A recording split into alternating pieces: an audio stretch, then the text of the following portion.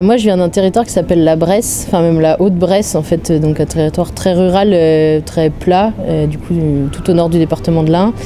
J'y ai toujours grandi jusqu'au lycée. En fait, au lycée, j'étais à l'internat, donc j'étais déjà en ville, entre guillemets. J'ai commencé à cette période-là déjà de commencer des allers-retours entre chez mes parents et un autre chez moi, quoi. Après, je suis partie à Lyon, donc pareil, un peu plus grande ville. Ça faisait du bien en fait de découvrir un autre espace, et puis un espace où en fait on peut croiser des gens tout le temps. Il y a des sorties, il y a des propositions culturelles notamment tout le temps, et puis en fait les gens, les amis, ils sont grosso modo au même endroit, quoi. Ma vraie volonté, c'était plus de partir à l'étranger sur le côté quitter le territoire plutôt que de partir en ville. La ville, c'était plus parce qu'en fait c'est obligé pour faire des études, quoi. Du coup, je suis partie à l'étranger 1 an en Allemagne. En dernière année de master, j'ai fait le choix de rentrer dans l'Ain. Alors, j'étais pas vers chez mes parents, mais je faisais mes études à Lyon, mais j'habitais un peu plus. Le mot campagne, il n'est pas tout à fait vrai, mais en tout cas un peu plus excentré de la ville. Et après, du coup, je suis retournée habiter à Bourg-en-Bresse. Alors, j'étais encore en ville, mais quand même avec de la campagne autour. Mais j'ai bien l'intention de retourner à la campagne, ça c'est sûr. Chez moi, en tout cas dans l'Ain, en Bresse, je sais pas, mais j'y travaille encore. Sur la question de la place des femmes, la campagne, elle n'est pas plus arriérée que la ville. Elle considère que l'égalité homme-femme, elle a été gagnée au moment du droit de vote en 1944, grosso modo. C'est plus sur la manière, en effet, d'être perçue, où j'ai pas du tout les mêmes ressentis en ville qu'à la campagne. En ville, clairement, j'ai découvert le harcèlement de rue, notamment, et en fait, c'est une horreur. Alors à Lyon, c'était déjà pas pire, même si, bon, je l'ai pas très bien vécu sur ce volet-là.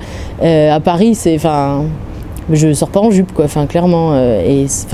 J'aime pas spécialement porter des jupes, donc voilà, mais sur le principe, quand on se rend compte quand même qu'au bout de plusieurs mois, en fait, ça définit quand même la manière dont on se voit et dont on se comporte, c'est quand même hyper problématique. À la campagne pure, puis même en petite ville, en fait, j'ai jamais vécu ce genre de choses.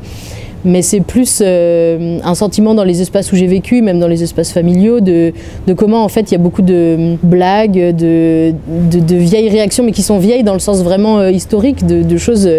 En fait, je considère qu'on ne devrait plus en être à ces blagues-là, de blagues qui sont sexistes, qui sont sur la place de la femme à la cuisine, et en fait qui sont vraiment ancrées dans un langage courant.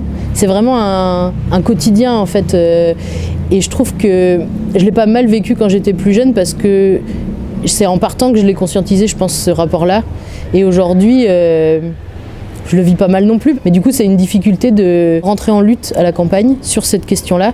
Parce qu'en fait, déjà, c'est difficile de faire collectif entre femmes. Il n'y a pas les espaces proposés en ville, du coup de non-mixité notamment, qu'on peut trouver pour le coup en ville complètement. Et cette lutte-là, elle n'est pas forcément hyper conscientisée ou pas collectivement. C'est dur de lutter sur la question du féminisme quand, entre guillemets, se fâcher avec quelqu'un, c'est se fâcher avec plus de monde.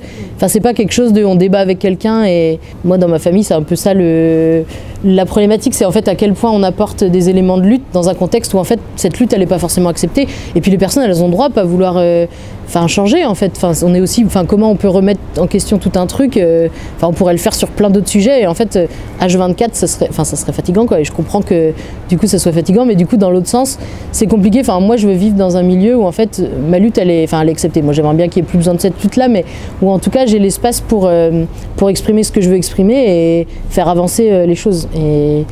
Et en effet dans un contexte, par rapport à un anonymat de la ville que j'ai découvert en arrivant en grande ville, le côté rural, tu parles à quelqu'un, tu te rends compte que un jour après, tout le monde a les éléments. Et en fait, c'est hyper intéressant parce que d'arriver en ville, de découvrir qu'en fait, c'est compliqué d'être en lien avec tes voisins, tout ça, ça peut être violent en venant de la campagne. Mais du coup, il y a ce volet-là aussi de finalement en ville, il y a des manières de vivre où en fait, tu peux être beaucoup plus singulière dans ta façon de vivre, puisque en fait, finalement, il y en a plein d'autres à côté et tout le monde s'en fout. Alors qu'à la campagne, c'est plus compliqué, quoi.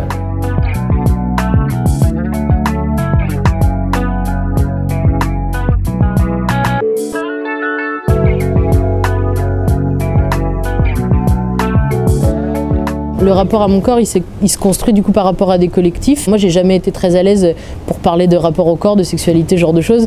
Alors, l'arrivée en tout cas dans des espaces où des personnes en parlent déjà, c'est bousculant, quoi. Mais en fait, ça fait du bien. Moi, c'est quelque chose, à la campagne, on n'en discute pas. En fait, à l'école, c'est très très limité. Et en fait, la manière dont on discute sexualité, c'est quand même assez discutable.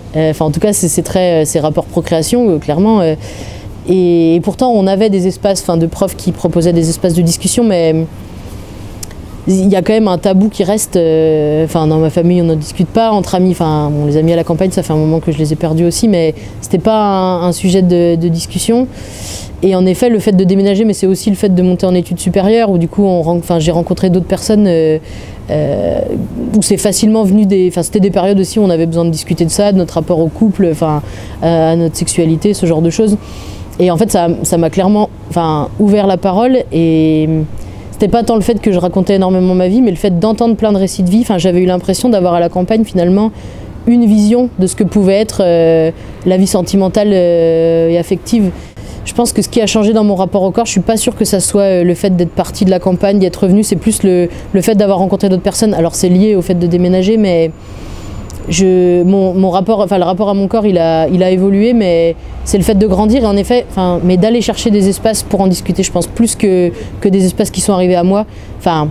La question du féminisme, elle m'est arrivée dessus. J'ai pas fait le choix de combattre sur des questions de féminisme. Mais pour autant, je suis allée chercher les réponses, je suis allée chercher de nouveaux questionnements. Je pense que c'est plus ça qui m'a fait avancer sur ces questions-là. J'ai l'impression que, oui, ça cherche à se construire différemment. Je pense notamment à cette vision du couple hétérosexuel, la place de l'homme, de la femme là-dedans. J'ai l'impression que, sans vouloir forcément se poser ces questions-là, elles sont venues à l'intérieur de ces espaces de réflexion. Après, moi je dirais que ce sujet, il est compliqué de la question de l'évolution, parce que, pour le coup, moi, sur la question de mes grands-parents, je suis pas sûre que ça soit la pire génération sur la question féministe. Alors évidemment, ça dépend lesquels, ça dépend comment ils ont vécu aussi, mais moi j'ai une grand-mère notamment du coup qui est très féministe et d'une manière, je pense à son époque, je sais pas comment c'était accepté, mais en fait moi j'ai l'impression qu'elle l'est plus encore aujourd'hui, et elle l'a été plus que les générations qui sont arrivées après. Qui finalement, comme si après il y avait eu une espèce de conviction que c'était gagné, alors qu'aujourd'hui on se rend compte que c'est pas gagné. Mais ce qui est difficile, c'est aujourd'hui de faire comprendre que oui d'accord, on a gagné le droit de vote, oui d'accord, on a les mêmes droits en fait que les hommes, mais le combat de l'égalité il est bien au-delà de ça en fait. Maintenant il faut qu'on gagne l'égalité réelle, l'égalité de fait, et ça c'est compliqué à faire comprendre. Moi j'ai l'impression que c'est surtout ça, et du coup je trouve que le discours il est compliqué à faire entendre. Je pense que ça c'est en rural, à la campagne ou à la ville c'est à peu près pareil. Mais du coup j'ai l'impression qu'il y a quand même une évolution de fait, ou en tout cas des gens qui, même si des fois sont perdus sur ce sujet-là, cherchent à ce que leur construction de vie soit plus, je sais pas, et avancer sur ce sujet, mais sans forcément mettre la question féministe, la question égalité sur la table. Je pense que ça avance vraiment dans nos vies, mais ça veut pas dire que c'est facile d'amener ce discours et d'amener ce débat. Moi j'ai l'impression qu'il y a un refus en fait d'amener ce sujet sur la table, parce que en fait ça vient pointer des problématiques qui sont pas réglées, ça vient remettre en question des gens qui sont autour de la table, et quand tu connais les gens qui sont autour de la table, c'est plus compliqué. Alors que dans des espaces d'anonymat, remettre en question les gens qui sont loin, le gouvernement, les décideurs, ça c'est entre guillemets c'est facile, alors qu'à la campagne, remettre en question le fait qu'il y ait une majorité d'hommes dans un conseil municipal, en fait les gens c'est ta famille, c'est les gens que tu connais, je parle que sur la question des décideurs politiques, mais globalement, cette question-là, ça veut dire que, aujourd'hui, moi, je me rends compte quand à la campagne, je viens pointer cette question de la problématique qui n'est pas encore réglée d'égalité homme-femme, en fait, je viens finalement pointer la problématique qui est vécue par les femmes qui sont autour de la table et qui est véhiculée, même si c'est pas de la faute des personnes. Et du coup, c'est fait que chaque personne se sent visée elles-mêmes, mais que ce soit les femmes ou les hommes. Les femmes, elles n'ont pas plus envie d'en parler que les hommes, si on amène ce sujet-là sur la table, et potentiellement si on l'amène régulièrement. Il y a quelque chose de l'ordre de... en fait, ça veut dire que je me fâche avec les gens que je connais.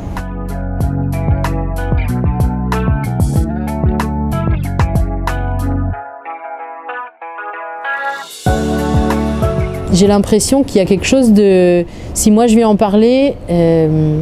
Déjà, ça veut dire que j'accepte que je suis dans une situation d'infériorité. En fait, déjà, moi, ça m'embête de devoir reconnaître ça. J'ai pas grandi dans cette idée que j'étais inférieure aux gens. Et puis, il y a quelque chose, ça veut dire que j'ai l'impression que ça veut dire que je me mets en conflit avec l'homme en face et potentiellement avec mon conjoint. Et en fait, ça veut dire rentrer en lutte avec quelqu'un avec qui on vit au quotidien, avec une famille avec laquelle on vit pas au quotidien, mais on a quand même des relations qui sont fortes. Et ça veut dire, quels sacrifices on fait dans sa vie de tous les jours, dans sa vie de famille, dans ses amitiés, dans ses relations. si on amène ce sujet-là sur la table et potentiellement si on l'amène régulièrement. Ça apporte d'autres relations. Souvent, on est taxé de chieuse, sans parler d'hystérique. Enfin, on ne taxe pas souvent d'hystérique, mais de chieuse très régulièrement. Parce qu'en fait, oui, c'est un sujet que je ramène tout le temps sur la table parce que moi, je trouve que c'est pas juste un grand sujet de société, c'est mon quotidien aussi, quoi.